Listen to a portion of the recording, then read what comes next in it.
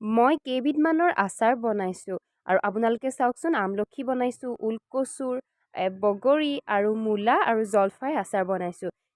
দেখিবলৈ কেনেকুৱা হৈছে, ধুনীয়া হৈছেনে বাৰু? যদি ধুনীয়া হৈছে তেন্তে আহক মোৰ ভিডিঅ'টো শেষলৈকে চাওক। মই কেনেকৈ আচাৰ বনাইছোঁ আৰু তাতে কি কি মছলা ব্যৱহাৰ কৰিছোঁ সকলোখিনি আপোনালোকে পাব। আহক তেন্তে আৰম্ভ কৰোঁ। নমস্কাৰ, আজি আহিছোঁ আকৌ অন্য এটি ভিডিঅ' লৈ আপোনালোকৰ মাজলৈ। আজি মই এটা আচাৰৰ ভিডিঅ' বনাম বুলি ভাবিছোঁ। মানে বহুত কিবা কিবি ৰেডি কৰি থৈছিলোঁ আচাৰ বনাম বুলি, তাকে আচাৰ বনোৱাৰ আগত ভাবিলোঁ যে আপোনালোককো মানে দেখাওঁ মই কেনেকৈ আচাৰ বনাইছোঁ। যি মই বনাব লৈছোঁ এই আচাৰ, এইখিনি হৈছে আপোনাৰ ওলকচু। ওলকচু মই বইল কৰিলোঁ, কৰি পেলাই ইয়াতে হালধি আৰু অকণমান নিমখ সানি পেলাই থৈছিলোঁ। এয়া তাৰপিছতে এইফালে হৈ গ'ল বগৰী, ৰ'দত শুকুৱাই থৈছিলোঁ। এইফালে হৈ গ'ল মূলা আৰু গাজৰ, গাজৰটো কম বাৰু, মূলা আছে। এয়া হৈছে জলফাই, ইয়াতে মই নিমখ আৰু হালধি সানি ৰ'দত থৈছিলোঁ। মানে ৰ'দটোতো এইকেইদিন নায়েই ন, সেইটো কাৰণে এতিয়া মই আপোনালোকক তাকে দেখাবলৈ লৈছোঁ। এইফালে হৈ গ'ল আপোনাৰ আমলখি। ইয়াতে মই আমলখি বইল কৰিলোঁ, বইল কৰাৰ পাছত ইয়াতে মই ধুনীয়াকৈ হালধি সানি পেলাই ৰ'দত দিছিলোঁ। এয়া দেখিছেনে, ইমানটো পৰিমাণত আচলতে মই বইল কৰিছোঁ, বইল কৰি পেলাই ৰ'দত দিছিলোঁ।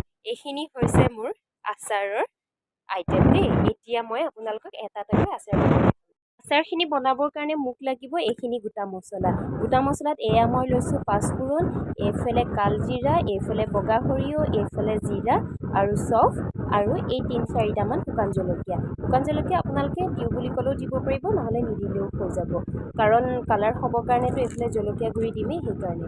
আৰু এইফালে তিয়াই থৈছোঁ আপোনাৰ বগা সৰিয়হ কেইটামান, বগা সৰিয়হ আমলখিত আৰু ওলকচুত দিবৰ কাৰণে। বগা সৰিয়হ যেতিয়া আমলখিত বা ওলকচুত দিয়া হয় খাবলৈ কিন্তু বহুত ধুনীয়া সোৱাদ হয়, সেইকাৰণে। আৰু মই গোটেই মছলাখিনি গোটেইখিনি মানে আচাৰৰ কাৰণে লৈ লৈছোঁ, সেইকাৰণে মই অলপ সৰহকৈ লৈ লৈছোঁ।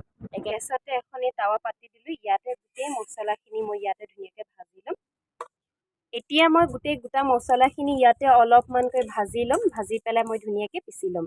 ইয়াতে মই এতিয়া জাৰটোত গোটেইখিনি দি লৈছোঁ। এয়া মই গোটেই গোটা মছলাখিনি এনেদৰে পিচি ল'লোঁ। পিচি লোৱাৰ পিছত দেখিছেনে, মই একেবাৰে মিহিকৈ পিছা নাই, অলপ গোটা গোটা থকাৰ নিচিনাকৈ পিচি লৈছোঁ। এতিয়া গোন্ধটো বহুত ধুনীয়া ওলায়, এয়া দেখিছেনে, এয়া ইয়াতে মই ধুনীয়াকৈ এনেকৈ কৰি পিচি লৈছোঁ। এইফালে মই ওলকচু আৰু আমলখি দিবৰ কাৰণে সৰিয়হ এয়া পিচি লৈছোঁ দেখিলি। এইফালে মই কেৰাহীত আপোনাৰ তেল এইফালে দি দিছোঁ। এতিয়া মই প্ৰথমতে ঠিক কৰিম আপোনাৰ ওলকচু আচাৰখিনিৰ কাৰণে। এয়া মই তেল দি দিছোঁ। এতিয়া মই প্ৰথমতে সেইখিনি বনাবৰ কাৰণে মানে অলপমান তেল দি পেলাইহে এতিয়া ভৰাম, তাৰ পাছত আপোনালোকে তেল গৰম কৰি পেলাই ঠাণ্ডা কৰি কৰি দি থাকিব পাৰিব। এয়া মই আদা নহৰু অকণমান দিছোঁ, আপোনাৰ ওলকচু আচাৰ প্ৰথমতে আদা নহৰুখিনি দি লৈছোঁ। তাতে দিছোঁ এনেই গোটা পাঁচফোৰণ কেইটামান।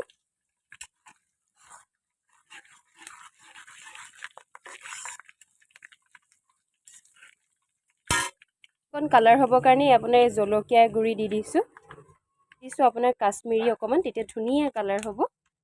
মই ইয়াতে ওলকচুখিনি দি দিলোঁ এনেকৈ। এয়া ইয়াত ওলকচুখিনি দিয়াৰ পাছত এয়া মই ধুনীয়াকৈ এনেকৈ লৰাই দিছোঁ। নহৰি গোটেই পাঁচফোৰণখিনি এনেকৈ দি দিছোঁ। মই অকণমান পাঁচফোৰণ এতিয়া ইয়াতে দি দিছোঁ আপোনাৰ এয়া সৰিয়হখিনি, যি মই সৰিয়হখিনি পিচি থৈছিলোঁ ইয়াতে আপোনাৰ ধুনীয়াকৈ দি দিছোঁ।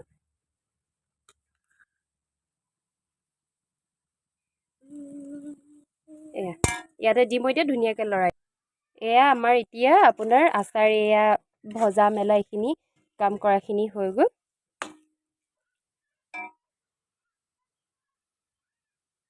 এতিয়া বনাব লৈছোঁ এয়া মই আমলখি দি দিছোঁ অকণমান গোটা পাঁচফোৰণ দিছোঁ। আমলখি কেইটা, আমলখি বৰ বেছি সৰহকৈ নহয়, এনেই কেইটামান আৰু, তাকে বতৰৰ বস্তু যেতিয়া তাকে ভাবিছোঁ আৰু ভৰাই থৈ দিওঁ। দিছোঁ আপোনাৰ গোটা মছলাখিনি।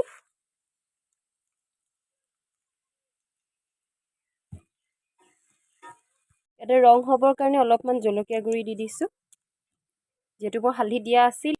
ইয়াতে মই এতিয়া আপোনাৰ এই পিচি থোৱা সৰিয়হখিনি দি দিছোঁ। সৰিয়হ যিহেতু ইয়াতে থৈছিলোঁ, গতিকে মই ভিনেগাৰখিনি ইয়াতে মই এনেকৈ কৰি দি দিছোঁ। আপোনাৰ মই ইয়াতে ভিনেগাৰ অলপমান দি দিছোঁ জোখ অনুসৰি, যাতে অতি সোনকালে আমলখি আচাৰখিনি বেয়া হৈ নাযায় তাৰ কাৰণে আপোনালোকে বনাই খোৱাৰ পাছতো দিব পাৰিব। এইফালে আমাৰ আমলখি আচাৰ হৈ গৈছে ৰেডি। বনাব লৈছোঁ আপোনাৰ এইফালে বগৰী আচাৰ। প্ৰথমতে দি দিছোঁ অলপমান এই গোটা মছলা এনেই 2-3টামান আৰু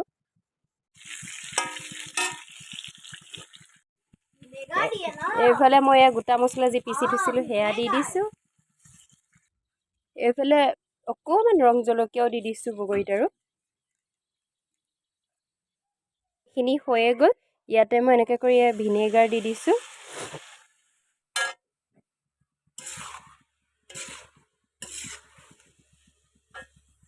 তাতে মই এতিয়া দিছোঁ এই গোটা পাঁচফোৰণ কেইটামান ধুনীয়া ধুনীয়া গোন্ধ ওলাবৰ কাৰণে।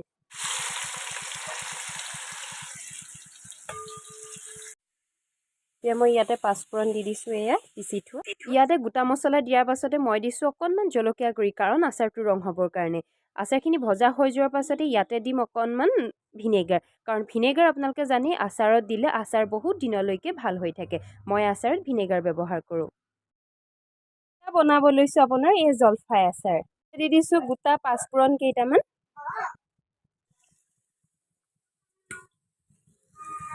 আৰু গোটেইখিনি আদায় কৰি পেলাই আপোনাৰ দি দিছোঁ।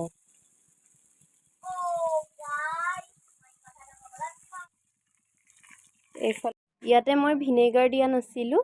ইয়াতে মই এতিয়া অকণমান ভিনেগাৰ দি দিছোঁ।